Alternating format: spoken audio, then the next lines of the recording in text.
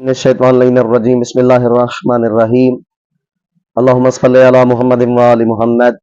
नाज़रीन किराम, आज आपकी खिदमत में बैतुल खला के जाने के आदाब आपकी खिदमत में अर्ज करने हैं कि जो बंदा वाशरूम जाता है तो उसके क्या अहकाम है।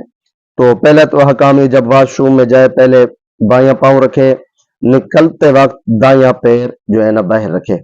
दूसरी चीज, जब वॉशरूम में जाए तो सर के ऊपर कपड़ा डाले या टोपी वगैरह पहन ले, क्योंकि ये सर को ढांपना ये सुन्नत है।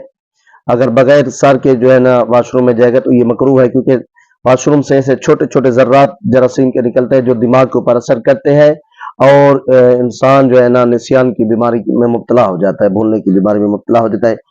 ये भी है। उसके बाद फरमाते हैं कि जब वॉशरूम में बैठे तो बदन का बोझ वो क्या करे, बाएं पांव के ऊपर रखे।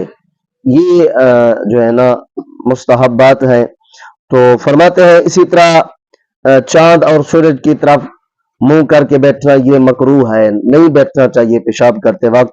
और फरमाते हैं इसी तरह फरमाते हैं रास्तों में, गली में, कूचों में, और उसके बाद फरमाते हैं दरवाजे के सामने मेवादार दरख्त के नीचे बैठना ये भी क्या है, मकरूहात में से है। फरमाते वॉशरूम में बैठकर कुछ खाना ये भी सही नहीं है।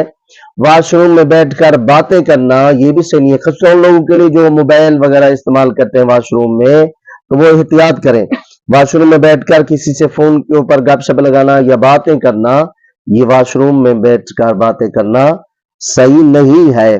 तो उसके बाद फरमाते हैं ये सब चीजें क्या है, मकरूहात में से है। इसी तरह फरमाते हैं अगर कोई बंदा पानी ठहरा हुआ है तो साकिन पानी में पेशाब करना भी मकरूह है।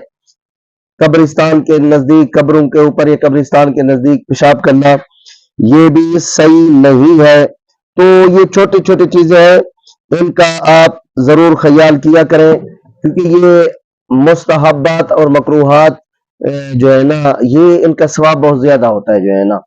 तो दुआ करते हैं मालिक के नाथ हम सबको वाशरूम के और बैतुल खला के आदाब का ख्याल रखने की तौफीक अता फरमाए। मेहरबानी करके वीडियो आगे भी शेयर कर दे ताकि दूसरे मोमिनीन भी इससे इस्तेफादा कर सके। जज़ाकल्लाह।